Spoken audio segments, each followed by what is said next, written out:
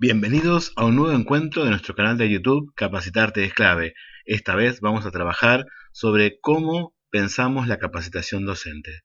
Nosotros en nuestro proyecto Capacitarte es clave, un proyecto que nace a partir de diferentes profesores de áreas curriculares, donde queremos llevar nuestra experiencia de docentes hacia otro nivel, pensamos la capacitación como nos gustaría a nosotros, pero además de pensar como nos gustaría a nosotros, lo pensamos en el punto de vista práctico, que la capacitación sea un espacio donde puedas llevarte herramientas y teoría para poder llevarla a tu aula con acciones concretas. Muchas veces hay profesionales que tienen un gran título o renombre y dan talleres o dan capacitaciones, pero es una exposición donde uno toma notas y nada más. Es lo mismo que a veces leer sus libros.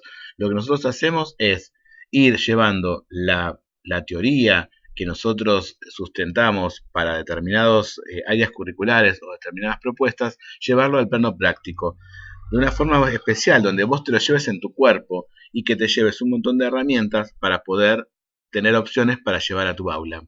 Así que te invitamos a conocer el detrás de escena de Capacitarte es clave, cómo nosotros pensamos la capacitación docente. Uno de los aspectos que nosotros en nuestra formación, en los diferentes talleres que hemos estado haciendo para también empoderarnos, aprendimos estos dos conceptos, el de zona de aprendizaje y el de zona de desempeño. La zona de aprendizaje se diferencia de la zona de desempeño. Muchas veces nosotros creemos que con los años que estamos frente al aula tenemos un determinado aprendizaje. Sí, es verdad este aspecto, pero muy pequeño, porque todo queda librado a las construcciones que hagamos y a los avances que tengan los grupos en los que nosotros estamos trabajando. Para poder tener verdaderos aprendizajes se necesita la capacitación docente. Se necesita tener espacios de tiempo, de pensamientos que me permitan mejorar la práctica. Por eso decidimos hacer este paralelo con lo que ocurre con un equipo de fútbol. Una cosa es lo que ocurre en la cancha y otra cosa es el entrenamiento. Como saben, el entrenamiento lleva un montón de tiempo.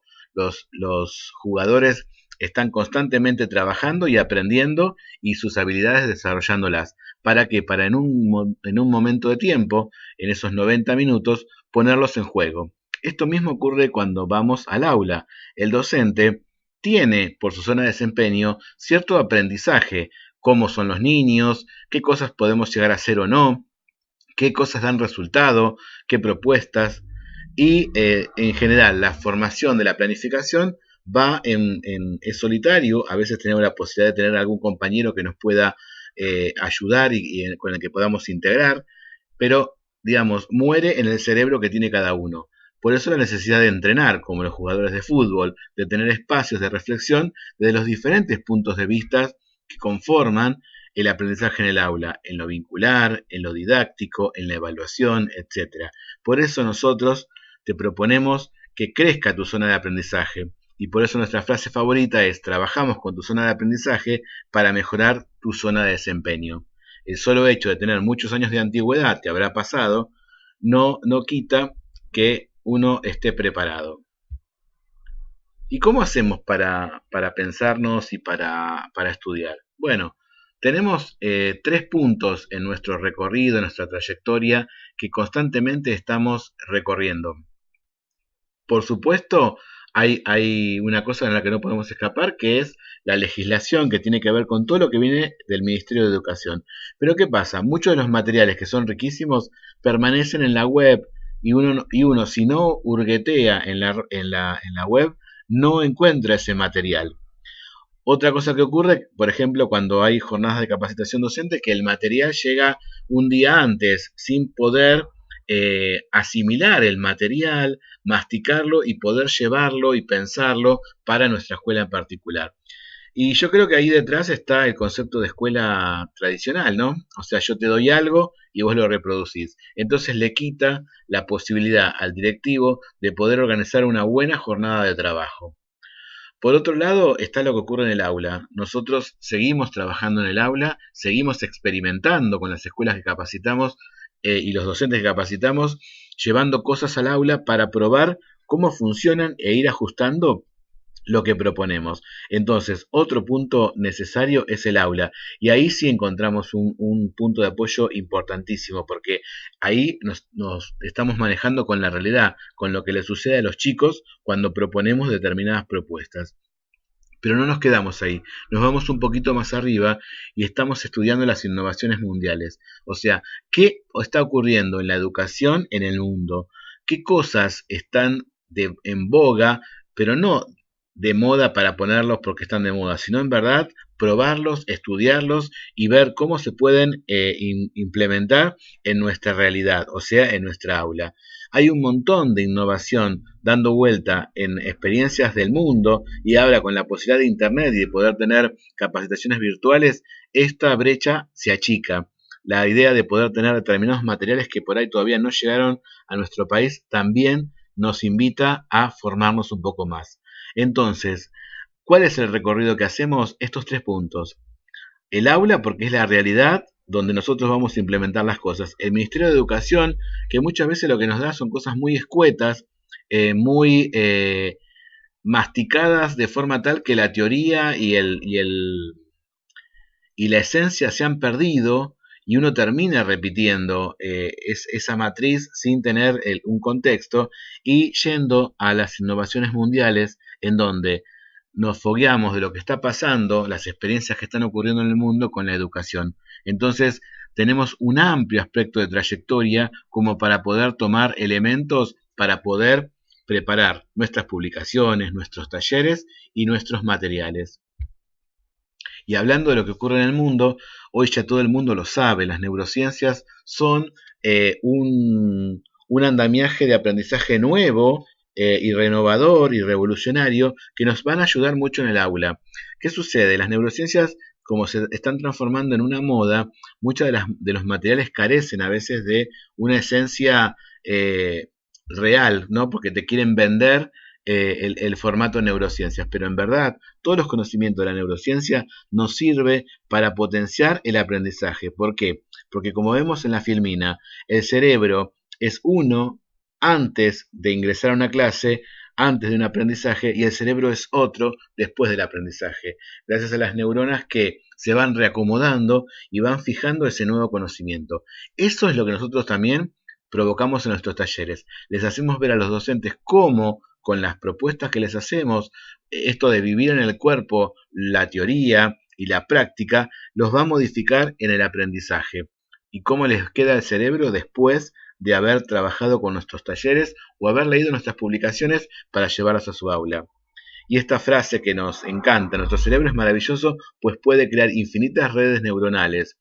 Y si pueden crear infinitas redes neuronales, puede crear infinitos aprendizajes. Entonces podemos enseñarles a todos. Y nosotros tenemos las claves de cómo hacer que el cerebro de nuestros alumnos tengan mayores aprendizajes a través de todas las cosas que estamos haciendo, desde los talleres hasta de las publicaciones, aplicando los conceptos de la neurociencia. Y asociado a la neurociencia también tiene que ver el aprendizaje emocional. El aprendizaje emocional es súper importante que sea desarrollado en el aula. Vemos chicos 10 en el aula, pero cuando van a la vida son 0. ¿Por qué? Porque no han podido trascender toda la inteligencia que corresponde a un ser humano. La inteligencia interpersonal y la inteligencia intrapersonal van a dar paso a la inteligencia emocional. Necesitamos que en el aula haya inteligencia emocional, que el chico pueda ser resiliente, que el chico pueda reestructurar, que el chico pueda, ante un fracaso, poder reconstruirse, que tenga empatía y así quitamos el bullying, la sociedad individualista en la que nos estamos formando. Por eso, otro aspecto que en nuestros talleres y en nuestras propuestas tenemos es activar el aprendizaje emocional. Si nosotros activamos el aprendizaje emocional, maximizamos el aprendizaje. ¿Por qué? Porque la emoción fija el conocimiento y ahí nos relacionamos con las neurociencias. La emoción fija los aprendizajes. Si yo te pregunto qué estabas haciendo el 11 de septiembre, seguramente te acordarás cuando en las Torres Gemelas cayeron esos 2 aviones. Ese impacto emocional que fue a nivel mundial nos hizo, digamos, recordar ¿Dónde estábamos en ese momento? Bueno, imagínate lo que ocurre con el aprendizaje. Cuando vos ofreces algo de acto impacto emocional en tu aula, el chico no va a olvidar más el aprendizaje. Otro aspecto también ligado a las neurociencias es saber que no todos los chicos aprenden de la misma forma, que hay diferentes estilos de aprendizaje, o sea, diferentes caminos para que vos le puedas enseñar a tus alumnos. Si solamente nos manejamos con lo visual y el auditivo, le estamos quitando aspectos a aquellos que son más kinestésicos. Entonces, equilibrar los caminos y saber cómo hacerlo es otra clave que ponemos en nuestros talleres y otra clave que ponemos en nuestras publicaciones. Creemos que estos caminos permiten crear un aula heterogénea, lo que hoy necesitamos activar en el aula. Otro punto importante es la experimentación, son las experiencias. En nuestros talleres, lo que nosotros hacemos con los docentes es que se pongan en el cuerpo el área curricular y la temática que trabajamos, porque sabemos que de esa forma, junto a la emoción, no podrán olvidarse lo que nosotros les enseñamos. Mucha gente participa de talleres y después no recuerda lo que se trabajó, solamente la temática. Nosotros pensamos la formación docente con un módulo bitácora en el cual alternamos las diapositivas de nuestro PowerPoint más las experiencias manuales que van a tener manipulativas que van a tener los docentes. Con ese conjunto más ir al canal de YouTube más visitar nuestra página de Facebook hará que el cerebro se reestructure y se reformatee con una mirada hacia el trabajo. Entonces, la información es importante, sí, porque es lo que llevamos a través de las experiencias, pero lo importante es crear buenas experiencias de aprendizaje. Y eso es otra cosa que les enseñamos a los docentes para que después las puedan llevar a su aula.